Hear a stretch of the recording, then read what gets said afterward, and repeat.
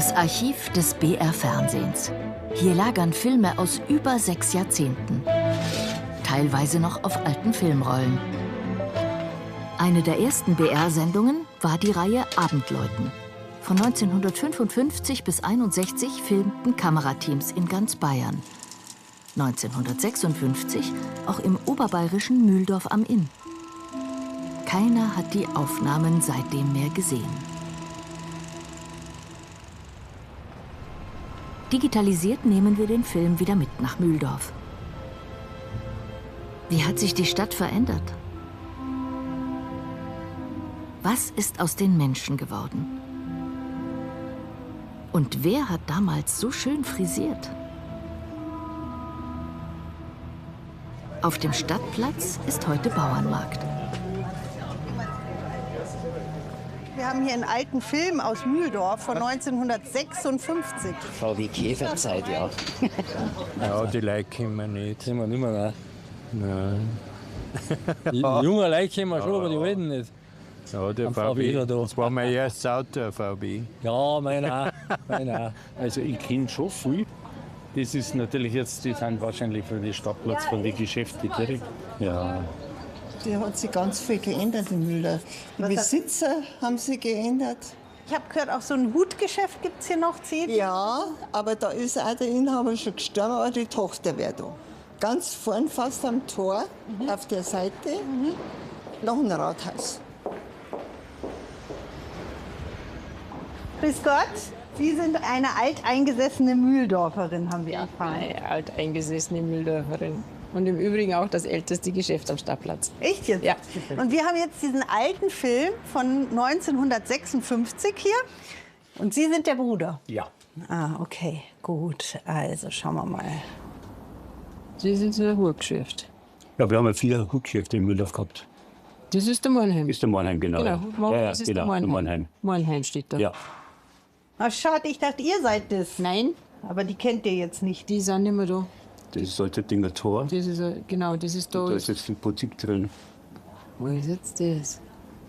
Da drüben ist die Kirche, da ist der Kindergarten, das ist der Lummer. Der Lummer, genau. Da ist jetzt ein Eisdiele, das Venezia Eisdiele drin. Genau. Also toll, diese Arkadengänge, also Da sind ja dann praktisch nur Holzböden dort. Holzdielen. Genau. Und was sind diese Bögen immer hier? Die Schmittbögen. Das ist so typisch für die Innenstädte.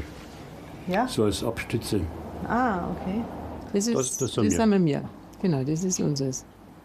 Tuttergasse, Ja. also von den Hutmacher. Also hier gab es dann auch wirklich viele Genau, Hutmacher. Genau. Ich habe eine Liste, da waren immer Hutmacher herin in dem Haus. Von 1500 an. Und Wirtschaft. Das ist wieder bei uns da. Da vorne sind wir. Das kann Mama Das sein. ist Mama, ja. Das ist meine Mutter, ja, unsere das ist Mutter. Unsere Mutter. Ja, Ja, doch. ja. Echt jetzt? Ja, Ja, das genau. ist Mama. Genau. Ist ja irre. Die Gänsehaut jetzt. Ist sehr stark. Und sowas von elegant, oder? War die immer. Ja, auch ihre Mutter war immer Etipetete. Meine Großmutter ist immer mit den 3 H rausgegangen.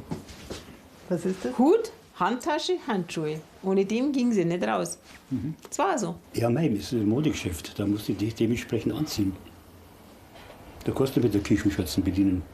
Das ist unsere Mutter, sie ist auf der Bella Lazee, Seehändler. geborene Greiner. Das ist die Lisa Greiner, unsere Großmutter. Und gegründet hat es die Urgroßmutter, die Elise Metschel. Lauter Frauen. Nur Frauen. Lauter Tafelgeschäftsfrauen. Ja. Das ist auch ungewöhnlich, Ja. oder? Ja. Also man muss eins so bedenken, dass die Elise Metschel mit 18 Jahren diesen Laden gegründet hat. Und da war sie noch ledig, also 1804. 94. Ja. Das ist das erste Haus. Da in dem Geschäft ist es gegründet worden. Sie hat dann so nach und nach immer wieder ein Haus gekauft und das andere verkauft. Weil sie wollte ein Haus haben mit Arkaden, mit einer Gasse. Weil dann haben wir von der Seite auch noch das Fenster. Sonst hast du bloß vorne und hinten die Fenster. Und Arkaden, damit, wenn es regnet, die Leute unter den Arkaden spazieren gehen können. Und dann hat sie dieses Haus gekauft und seit der Zeit ist der Laden hier. War das vielleicht euer Opa oder so? Nee, ich habe eher vorher gewohnt, ob das nicht Tante Rosa war. Da jetzt? Nein, Moment. Weiter zurück nur. Da, Das ist Tante Rosa. Tante Rosa, ja. Genau. Ich Das ist jetzt? eine Ich jetzt? Das ist Also, eine Großtante von uns. Genau, die hat die Wirtschaft gehabt. Das ist Tante Rosa. Genau. also hier war die Wirtschaft drin. Ja. Wie lange war die Wirtschaft hier noch? Bis 74. Hier wird renoviert. Da kann jetzt ein Tattoo-Laden rein. Aber das, was ich euch zeigen wollte, das Mauerwerk.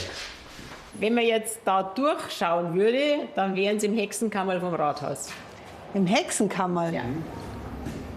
Die Stadt Mühldorf ist über 1000 Jahre alt. Auch das Rathaus, rechts neben dem Hutgeschäft Greiner, ist aus dem Mittelalter. Schon damals war Mühldorf eine florierende Handelsstadt. Aus dieser Zeit hat sich das Verlies erhalten, das Hexenkammerl genannt wird. 1749 sperrte man die 16-jährige Maria Pauer hier ein. Sie war denunziert worden wegen Hexerei. Hingerichtet wurde sie in Salzburg, denn Mühldorf war über Jahrhunderte eine Exklave des Salzburger Bistums. Erst 1802 wurde die Stadt bayerisch. Das ist Rathaus drüben. Ja, ein Brunnen. Wie viele Brunnen habt ihr am Markt? 4. Und die tut jetzt echt da Wasser auf die Ja. Straße. Warum?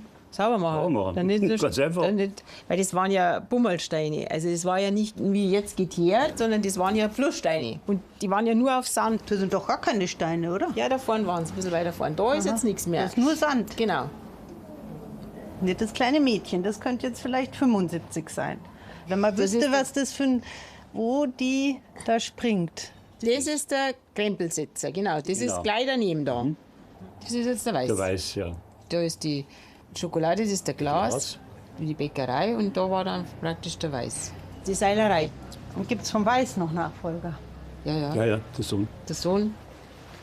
Das ist wahrscheinlich an Fronleichnam gewesen, Warum? weil da so eine Bühne da ist. Weil die haben einen Altar gehabt. Nur einen Fronleichnamsaltar. Also mit Blumen geschmückt, oder? Blumen geschmückt, ja. Grüß Gott. Grüß Gott. Lampe und Papier. Schauen Sie mal jetzt zu meiner Frau rüber. Ich schätze, dass die 5, 6 ist. So. Und die hat extra so Lackschuhe an. Das würde, könnte das denn sein, dass die hier aus dem... Hat im Laden nicht. Nein, die haben keine Kinder gehabt. So, genau. Und da ist sie nochmal. Ja. Das ist meine Schwester. Jetzt echt? Ja, möchtest nicht glauben, ja. Das ist Moment. meine Schwester, 56. Da war meine Schwester 23. Die liegt nicht mehr daheim. Leider Gottes, ne? Da hat sie eine Kleidung gehabt.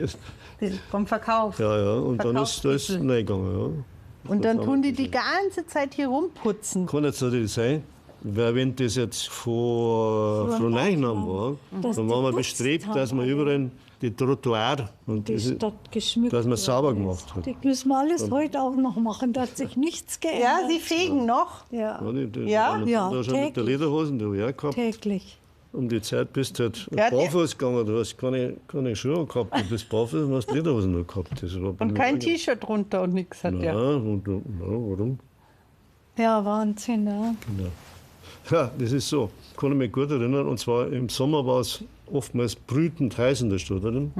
Und da haben die Leute das Wasser ausgeschüttet, Ja, dass das abgekühlt hat. ja. Zum Abkühlen, Ja, meinst du? freilich. Dass die so staubig Und staubig ist dann. Ich habe eine kaputte Lampe. Ja. Aber es ist ein toller Laden, den Sie hier haben.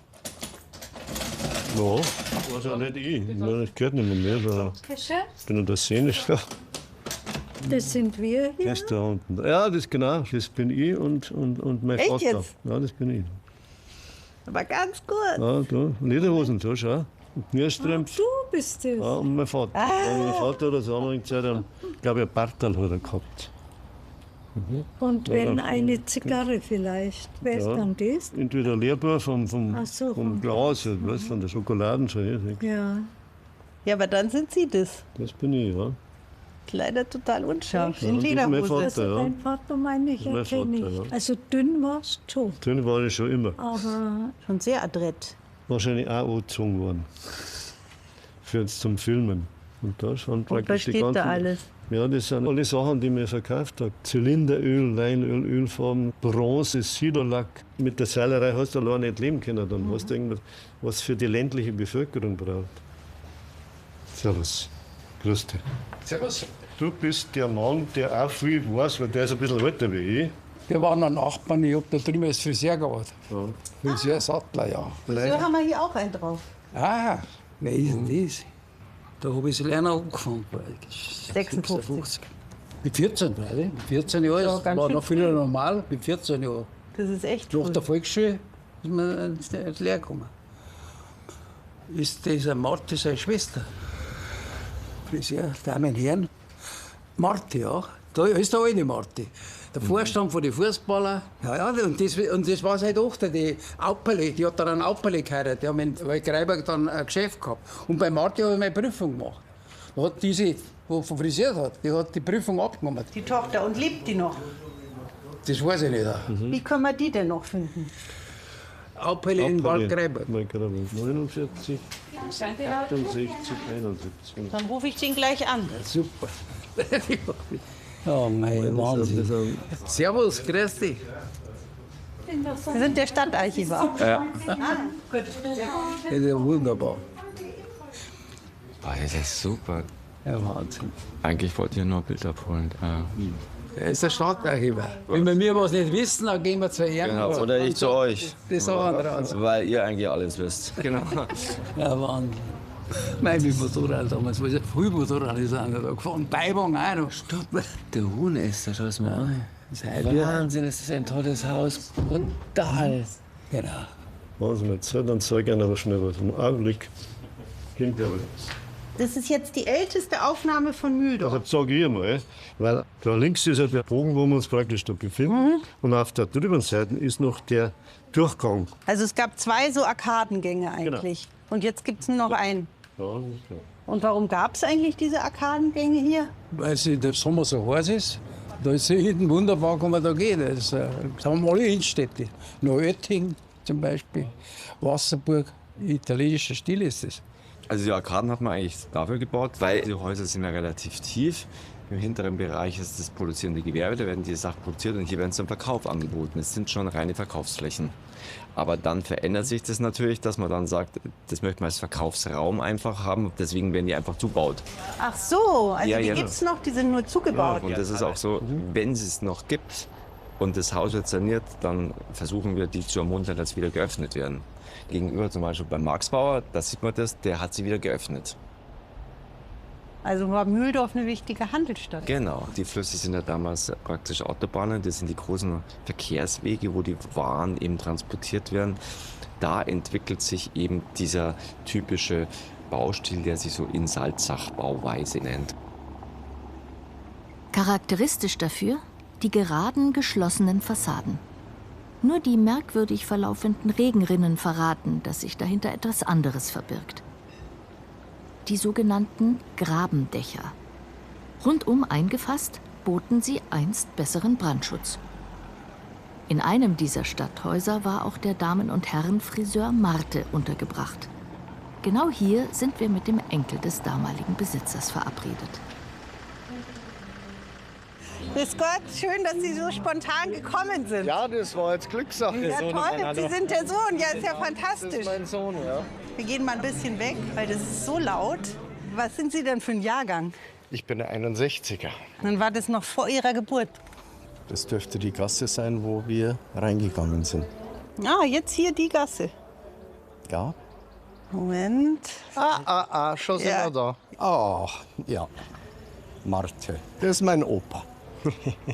Meine Güte, ich war 3 Jahre alt, wie er gestorben ist. Wahnsinn.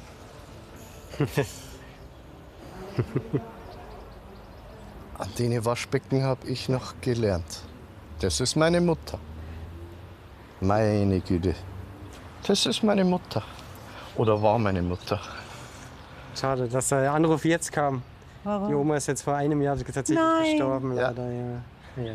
Die wäre gestern 89 geworden. Ich glaube, ich habe noch nie so ein Foto gesehen von der Oma. Das ist schön. Das ist richtig prima, ja. Absolut. Wie ein Model. Ja. Gut ausgesehen. Immer. Bis zum Schluss. Bis zum Schluss, korrekt. Und wie konzentriert man da schaut, gell? Absolut. Da hat man noch Wellen gelegt. Das Haar glatt hinfrisieren und dann Wellen legen. Aufwendig. Ja, künstlerisch wertvoll, würde ich sagen jetzt. Ja, und jetzt wurde das natürlich gescheit geklebt, dass das auch hielt Frisierumhang runter, fertig. So hat man Jetzt schon kann man gemacht. auf die Straße. Aber sehr fein, auch mit der Perlenkette, also alles so. Die Leute waren früher von Haus aus jede Woche fast beim Friseur. Und das war natürlich toll. Das sind meine Mutter und mein Vater. Tatsache. Das gibt's ja gar nicht. Tatsache. Schneidig. Schneidig. Ich zeig's Ihnen nochmal. Schön.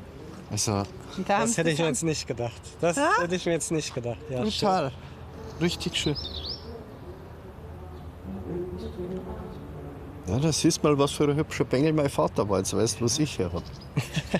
Ja, ja. Mit Zweien an der Hand. Ja, Was ist mein dahinter? Papa war ein Charmeur. Ein glücklicher Mann an dem Tag. Ja, nicht nur an dem Tag. Nee, nee. Ach mei. Schön. Schau dir die zwei an. Die haben 61 geheiratet. Die haben sich dann selbstständig gemacht und sind dann nach Waldkraiburg, haben dort 2 Friseurgeschäfte eröffnet. Das freut mich jetzt, dass wir Sie gefunden haben. Ja, Das freut uns. dass man jetzt sehen kann. Sie sind ein kleiner Schatz im Archiv des Bayerischen Rundfunks. Die Aufnahmen aus der Reihe Abendläuten. Unter den mittelalterlichen Grabendächern der alten Handelsstadt Mühldorf, das hat unser Besuch gezeigt, lebten und leben noch Familien mit Bürgersinn und Bürgerstolz. Und immer noch läuten die Frauenkirche und St. Nikolaus gemeinsam den Abend ein.